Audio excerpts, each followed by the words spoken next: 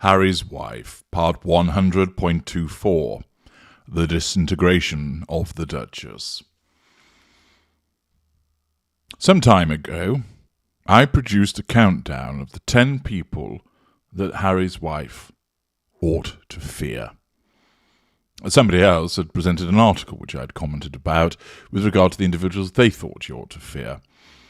I didn't think that was entirely accurate, and therefore I created my own video countdown. Many of you enjoyed that. That was done last year, or I think earlier this year. Either way, it was done some time ago. And unless you want to hear the outcome now, I suggest you put your fingers in your ears so you don't get the spoiler if you want to watch it all the way through. I explained that Harry's wife is her own worst enemy. And the person that she should fear the most is herself. And I explained in detail why that is. And so you can revisit that video and find out what the explanation is and the circumstances surrounding it. What I predicted, along with the downward spiral, is now happening. And we provide more evidence of that as the disintegration continues. First, we go to the Washington Examiner, where the opinion piece by Tiana Lowe states, Harry's wife moans about her life as a Hollywood trophy wife. Yes, it's another publication that has identified her behaviours and, of course, is essentially, to use their parlance, calling them out. The article states as follows. For someone who incessantly complains about being silenced, Harry's wife never seems to shut up. Contradiction, hypocrisy. The B-list actress, formerly known as the Duchess of Sussex, has officially spent more time whining about her royal in-laws than she actually spent as a working royal. Pity plays, sympathy symphonies, and disproportionate response. Fewer than 2 years, including an extended maternity vacation.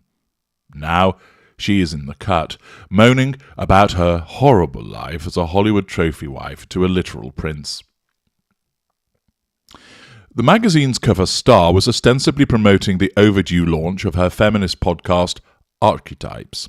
A full 21 months elapsed between Harry's wife and her husband Harry inking their reported $25 million deal with Spotify and the launch of their first series.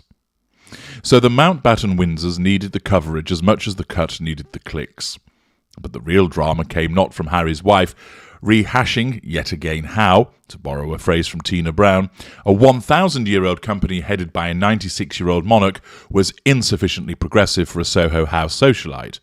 It was, rather, Harry's wife's thoroughly modern and distinctly Californian woe, keeping up with the Joneses of Monty Shit's show. When Harry first blindsided his dear old dad and granny with the news that he and his wife were divorcing the family, they decamped from Canada to California. This, of course, is the assertion of control by withdrawal. It also enabled Harry's wife to assert greater control over Harry by removing him from his support networks, as I've explained on many occasions. Despite having never met billionaire producer Tyler Perry in person, Harry's wife nabbed an invite for her and Harry to sojourn at his Beverly Hills mansion at the start of the pandemic. Then Harry's wife found the house, described by the Cut's Alison P. Davis as the kind of big that startles you into remembering that unimaginable wealth is actually someone's daily reality. Backhanded compliment there, of course. Evokes a classic Tuscan villa, a Napa vineyard, and a manicured Beverly Hills country club, decorated with careful, considered coastal tones for casual air, the home equivalent of billionaires dressing down in denim. Again, backhanded compliment, not that Harry's wife would have picked up on that. We didn't have jobs, so we're not going to come and see this house. Harry's wife lamented to the magazine of her initial reaction to the mansion back when the couple was dependent on giving J.P. Morgan speeches for income. It wasn't possible. It's like when I was younger and you're window shopping. It's like, I don't want to go and look at all the things that I can't afford. That doesn't feel good. Lo and behold, Spotify handed them that reported $25 million and Netflix another $100 million. To date, Archewell has produced about 2 hours of content for the former and 0 for the latter. Like any good fairy tale, the princess scored her happy ending, purchasing the $14 million Monty Shit Show mansion shortly before she and Harry excoriated the Queen, her dying husband, and the Prince of Wales in an Oprah interview blasted across the world, smearing. One of the first things my husband saw when we walked around the house was those 2 palm trees, Harry's wife told Davis. See how they're connected at the bottom? He goes, my love, it's us. And now, every day, when Archie goes by us, he says, hi, Mama, hi, Papa. As the Sussex said surely says, this is self-care for the rich, famous, and feckless. Ordinarily, one would expect that the Washington Examiner would be relatively supportive of Harry's wife. Oh, how the tide has turned as a consequence of them now reporting on that interview, which of course is repeatedly, in essence, causing a fuel crisis by 1,000 cuts.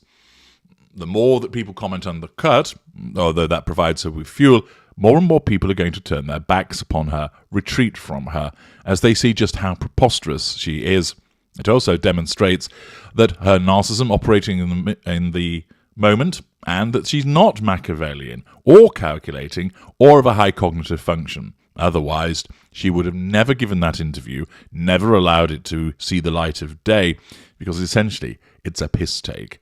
And it's being used again and again and again by publications and those on social media to lambast her, ridicule her, and continue the disintegration. But it just doesn't stop there with the Washington Examiner. Commentary comes from Showbiz Cheat Sheet from an article by Grace Turney that states, fans slam insufferable and out of touch Harry's wife for saying she couldn't afford her $14 million Monty Shit Show mansion. Yes, she comes under further criticism once again. Fans slammed Harry's wife for comments she recently made about how she and Prince Harry couldn't afford their massive mansion in Monty Shit Show. Here's what Harry's wife said about buying her home and how fans reacted.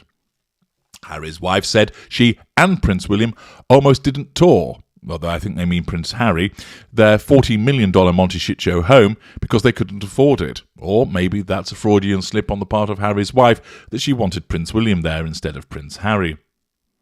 In 2020, Prince Harry and Harry's wife purchased a 19,000 square foot estate in Monty Shit Show, California, after announcing that they were stepping back from their royal duties. The $14 million Mediterranean-style home boasts 9 bedrooms and 16 bathrooms, although we really know there are 27,000 flushing toilets. It has a library, a gym, yada, yada, yada. We don't need to know all of that. Harry's wife said she and Prince Harry initially refused to tour the Monty Shit Show home because it was out of their price range. And there's a quote about not having jobs. But the Monty Shit Show estate kept popping up in their online searches, so they agreed to tour it and fell in love with the place. Matt Wilkinson states, have reread this Harry's wife's interview many, many times today. We are surely at the stage when a grown-up needs to ask the couple who, if anyone, is advising them, because this is becoming irreversibly embarrassing for them both and the royal family. Fans are discussing the Duchess of Sussex's comments about her home in a Reddit thread titled Harry's Wife on the Struggle of Not Being Able to Afford Her $40 million House. Many slammed what they saw as Harry's wife's attempts at being relatable, while living in a $14 million home is far from what the average person could afford. I would also struggle to afford a $14 million house, so we've actually got a lot in common, wrote one fan, while another commented, yeah, and some of us can't even afford a $600 roach-infested apartment. Poor, poor Harry's wife. In a comment that has received over 2,400 upvotes, one fan wrote, wow, never thought I'd be able to relate to a princess. I also cannot afford her $14 million house. How out of touch and tone deaf, said one fan, while another commented, laugh my fucking arse off, this is insufferable. One fan wrote, so relatable, real people's princess, while another said, poor attempt at being relatable. The Spectator, in an article stating the narcissism of Harry's wife, which I've read to you before, tweeted, there's a gaping disconnect from reality. Is the single mum who's stocking up on cheap jumpers because she won't be able to put the heating on this Christmas meant to feel sorry for speechless, moaning Harry's wife of Monty Shit Show? Read the room, Meg. The Duke and Duchess of Sussex's net worth apparently $60 million. Even though Harry's wife and Prince Harry stepped down from their royal duties in 2020, they still have a huge fortune. According to Celebrity Net Worth, the couple has a combined net worth of $60 million. Before marrying Prince Harry in 2018, Harry's wife's net worth was $5 million. Harry had a net worth of $20 million, most of which came from a trust fund established by his late mother, Diana, Princess of Wales. Fact is, once again, these complaints where she deals out as a pity play in an attempt to assert control over the readership by causing them to feel that they should feel sympathetic for her as a consequence of the fact that she can't really afford this house. And of course, it completely backfires because more and more people look at it and think, you are a complete clown. Various comments are being made time and time again about how she's insufferable, how she's tone deaf. That tide is building. And yet there's more, this time from the Mail Online, from Daily Mail Australia, from Monique Friedlander, who writes, outspoken Australian radio host Kyle Sandilands has branded Harry's wife an imbecile after the Duchess of Sussex accused the British press of racism in her new interview with The Cut magazine. The former Suits actress, 41, claimed journalists called her 3-year-old son Archie the N-word, as she explained why she hated the royal protocol that required her to share family photos with the UK tabloids. Why would I give the very people that are calling my children the N-word a photo of my child before I can share it with the people that love my child, she said. Discussing her claims on the Kyle and Jackie O show on Tuesday, Sandilands and his co-host Jackie O Henderson agreed it was time for Harry's wife to move on from her feud with the British press. They also wondered how Harry's wife could have learned such slurs were allegedly being used in newsrooms, as she did not name names or identify her source. Sandilands, 52, had little sympathy for the American-born royal, scoffing, she needs to get over it. She's an imbecile. Henderson, 47, also addressed Harry's wife's complaints about the royal rota rules concerning the supply of photos of her children. If you're joining the royal family, yes, they have these rules in place, and they have done so for many, many years. You can't come in and just go, I don't agree with your rules, so I'm not going to do it, she said. Henderson and Sandilands both agreed they were sick of hearing Harry's wife's woe-is-me stories about life as a front-line royal. The radio duo went on to defend the royal family after Harry's wife plunged the monarchy into crisis in March last year by telling Oprah Winfrey that an unnamed family member had expressed concern about Archie's skin before he was born. I find that to be quite a normal family discussion. I don't think that's racist to wonder, oh, you're black, you're white, I wonder what colour the baby will be. That's quite a normal thought, Sandilands reasoned. Harry's wife made it sound like it was an awful colonial type of diss towards the black person. Henderson agreed, saying she took the remark as innocent curiosity that someone might have had about Archie's appearance. Later, in Tuesday's broadcast, Sandilands and Henderson spoke to Today Show host Carl Stefanovic about his criticism of Harry's wife for comparing herself to Nelson Mandela in her interview with The Cut. Stefanovic had scoffed incredulously at Harry's wife's claims that while speaking to Nine's London correspondent Tracy Vaux earlier that morning, telling his co-host Alison Langdon, it's hard to see how that would sit with the royal family, especially the Mandela references. Doubling down on his comments, Stefanovic told the KISS FM radio show he believed that there was something wrong with Harry's wife. Playing the victim all the time is starting to wear thin, Sandilands remarked. Stefanovic, 48, who has never been shy to criticise Harry's wife, later added, any kind of sympathy that anyone had for her is now evaporated. It comes as Harry's wife's interview with The Cut, part of New York Magazine, continues to spark backlash. In it, she claims she and Prince Harry were happy to leave Britain and were upsetting the dynamic of the hierarchy just by existing before they stepped down as frontline royals and moved to North America. She also claimed that while the couple asked for when they wanted financial freedom was not reinventing the wheel.